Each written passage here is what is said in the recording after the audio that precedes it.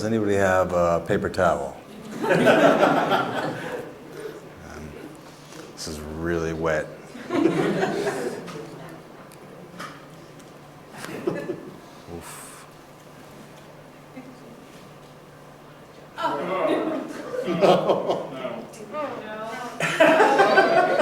Do it.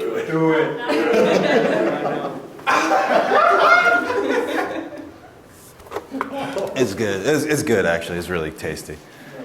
You guys are missing out. I mean, I could pass it around if you guys are brave, but that's okay. I'll just be the explorer up here. You know, I'll go where you guys don't want to go. That's fine. I'm used to it. Exploration is part of being human. I mean, from the people crossing the Bering Strait to Marie Curie exposing herself to radioactive substances in the name of science, to me licking the microphone. Humanity is all about pushing the boundaries of what can be done, what needs to be done, what tastes salty. And I first developed my taste for exploration when I was 4 years of age. My parents and I, we were living in the Middle East. I won't say where, in case you don't like one place or the other. But we were living there. And on the way back to the United States, we stopped in Gay Paris, beautiful place of the Moulin Rouge, place of foie gras torture factories, place where sex smells like a croissant at 5 in the morning. And I was a small child. I was 4 years old, and my parents took me to the Louvre. And they lost me in the Louvre. And you might think, oh, what kind of parents are these to lose a 4-year-old child in a gigantic museum in a city he's never been to? But yeah, they're negligent. No, but they loved me. They just, you know, they're distracted. They're slightly distracted. I don't know what by, honestly. I was 4. But I remember wandering away, and then a man, he had like a birthmark that looked kind of like a delta, like the delta symbol, right here. It was wine colored, like a Chateaubriand, not a Burgundy, you know. And he said, "Come with me. I will help you find your parents who you lost." I said, "Okay, I'll go with you. Whatever, man. You just whatever, dude. Life is like a box of weed, man." I was a stoner at 4. And he led me to a utility closet filled with knives. You can use your imagination about the rest of the story. I'm going to move on. You know, we're going to move on. No, I'll tell you what happened in the utility closet. We carved a ham. We carved a ham, and we feasted. We ate this ham together as equals. Him, a 47-year-old bachelor, me, a 4-year-old lost in Paris. And he respected me. And that's why I let him... Wait, no, never mind. Moving on.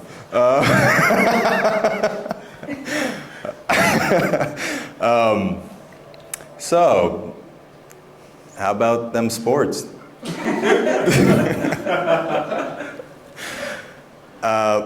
Exploration, man. We gotta explore, you know?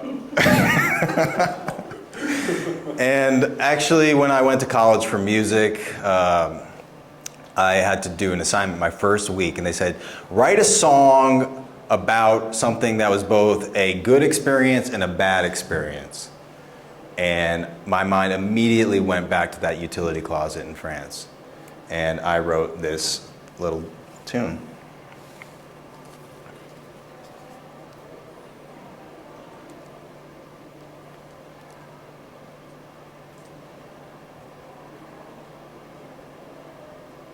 Okay, is it playing?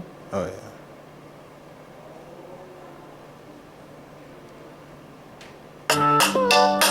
Hey, hey, hey, hey, hey, hey, hey, hey, hey, hey, hey, hey, to the closet, there's so much freaking ham. I miss the Mona Lisa, she's a nice ma'am. Oh, Mr. with the knives on the wall. Thank you for respecting me and thank you for being a gentleman. I'm only 4 years old. Thank you. Thank you.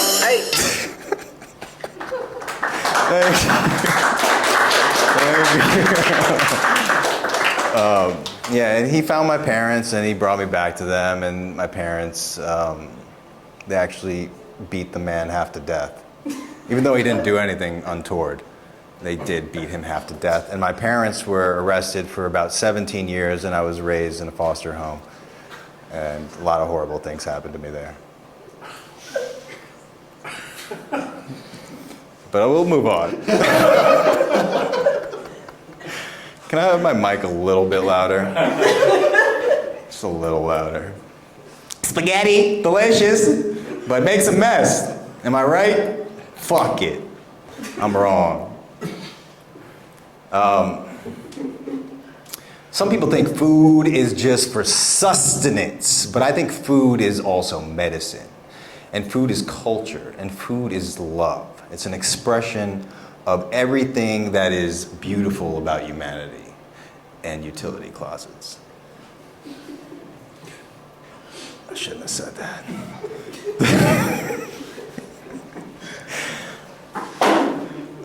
You all right there?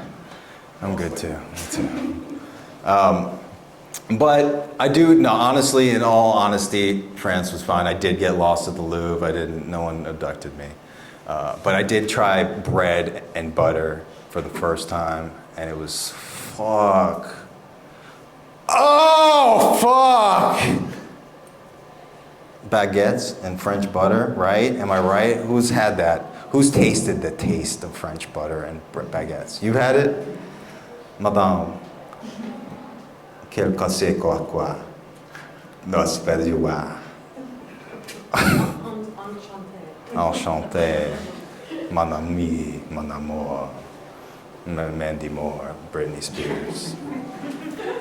And what does it taste like? What does French butter taste like to you? It tastes like an elixir that came from the sea and the sky at once. Very, very, very wrong. Listen, man, it's all about that terroir, man. It depends on where them cows be eating, right? You know, it's like if the cows are fucking in Normandy, it's gonna taste different than the Loire Valley, right? Or fucking Alsace-Lorraine, right? Right? Right, man! You fucking got me, man! Shit. Excuse me, I have indigestion. But yeah, like I said, food is medicine. And I remember the first time I felt healed by food. I was 16 years old. I'd come down with a case of pneumonia, very bad, from playing naked in the rain on a salsa Tuesday. We were dancing for free in the park. I put my balls and my balls next to my leg. And I'm cold and I'm wet. You know, I got sick. You don't do that. You should know better at 16 than to go naked in the park, do salsa on a windy November evening. But I didn't know better. I ended up in the hospital. Bad. Sick. Not good. And then my mom brought me some chick. And she cooked me some food. And it was good. She put a little carrots in there, a little cayenne peppers, a little bit of cheese coits, a little bit of tiramisu, a little bit of bologna police steak, a little bit of Vermeer's left ear, you know, a little bit of everything good. And I started going inward. I went on an inward journey deep in the corners of my mind. And I started realizing that I have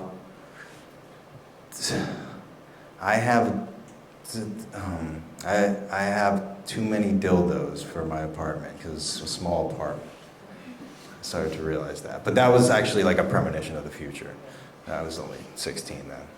I had yet to purchase my first dwell. And I wrote this poem actually about food at that moment.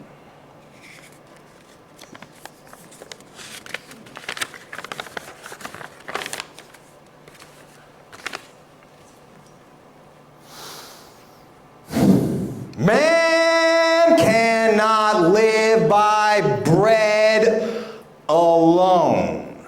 Church, why don't they make it every day of the week? Cucumbers, fuck a pickle. I like them fresh. You got chocolate, I got cheese. Together we got lesbians. You burn me once, shame on the burn victim unit.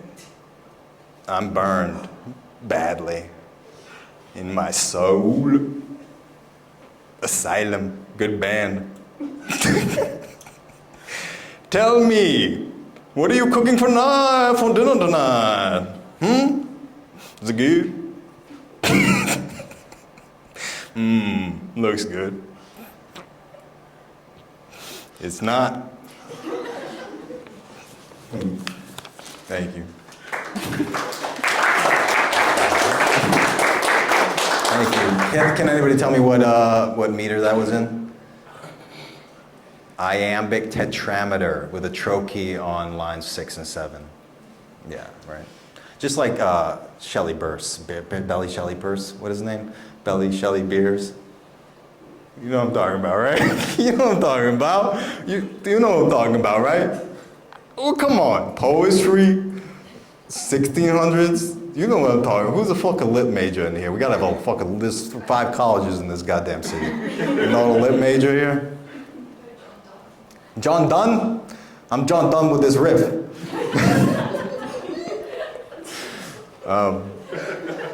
So anyway,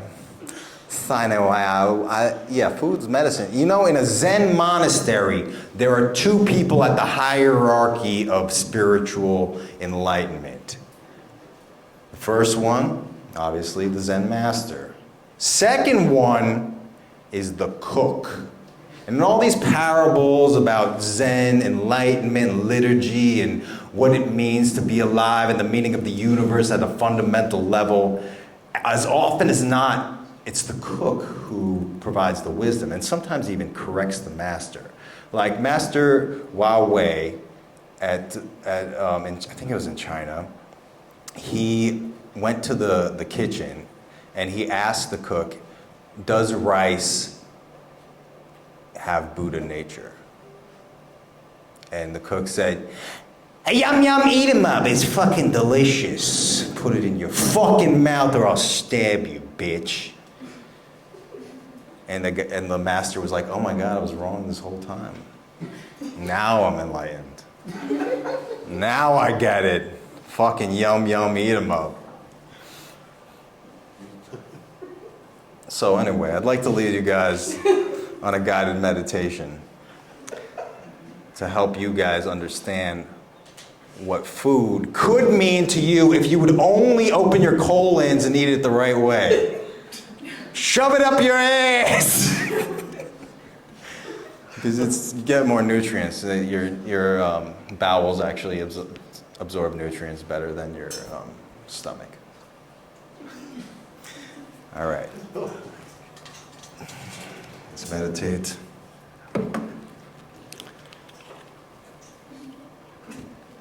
Yeah. All right, so I want everyone to just have some good posture. Take a deep breath. All the stresses of the day melt away. And just start to feel your body. Don't put any pressure to be focused or to have full body awareness or to stop thinking. Just notice if you're thinking. Notice if you have an emotion that's distracting you. Notice if you're sitting on something sexual. Just whatever is distracting you, just notice it and just relax around the distraction and come back to the present.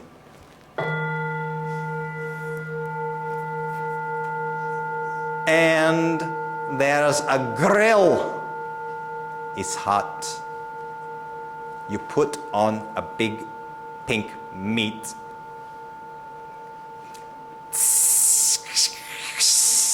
Imagine this grill in your mind's eye. It's as clear as day. You're in a beautiful, beautiful, pristine green space. The trees are rustling. The sun is warm, but there's a nice breeze and there's occasional clouds scatter. And you see this meat turn the perfect color, transurine. You pick it up in your oblong claw. You put it in your mouth, chew, chew, chew. All of a sudden, you remember everything around you is sexual.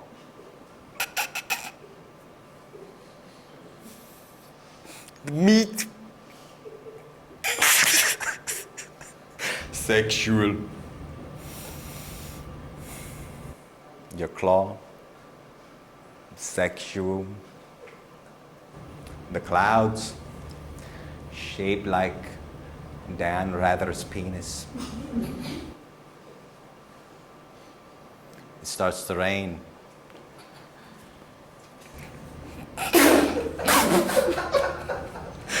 Drops of semen flood your mind. All right, we're done. We're done. That was good, right? Who here had a deep experience? They did, obviously. They're later. They didn't like where that took them. It took them too close to the truth. Oh well, they're gonna have an interesting night at home. Oof, Dan Rather's penis. Wow. But did anybody have a realization that they didn't expect? Nobody, okay. That's fine. I'm just a failure as a meditation teacher. That's okay, I can come to terms with that. That's fine. But I lived in a Zen monastery for around 2 to 3 months, you know? And I learned a lot there. I learned that your thoughts, just because you have a thought about reality, doesn't mean it's true, right? Just because you believe the thought also doesn't mean it's true. Just because you're thinking about Dan Rather's penis doesn't mean you want to put it in your mouth and suck it, right? Or wrong. Maybe in my case wrong. But in your guys' case, right, probably. No, I don't want to, no. Anyway, my time with you is almost done, and I'm sorry to say that, because it's been wonderful. I'll leave you on one last song. This is about reinventing yourself. Because sometimes, you know, you burn to the ground and like a phoenix rising from the ashes, you guys suck a weatherman's cock, right? So, here we go. I'll do this.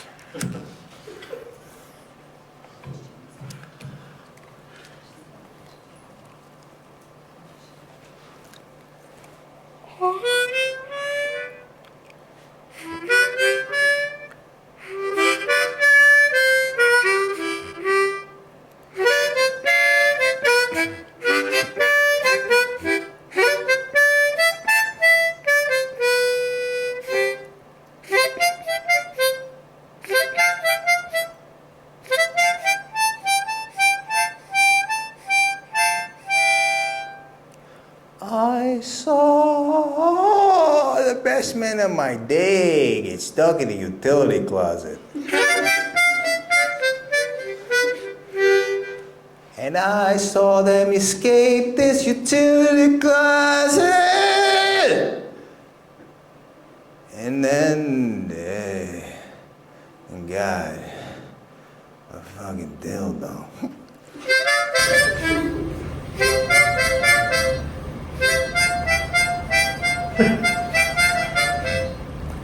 And it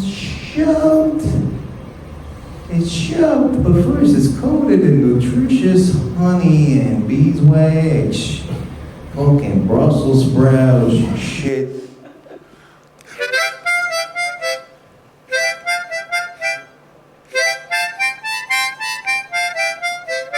Put it in your ass. Put it in your ass. Oh yeah.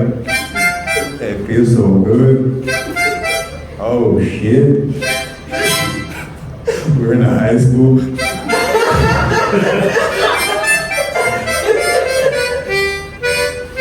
Thank you very much. Okay, next guy is amazing. Give it up for everybody, see Girard. Give it up for Steve Girard.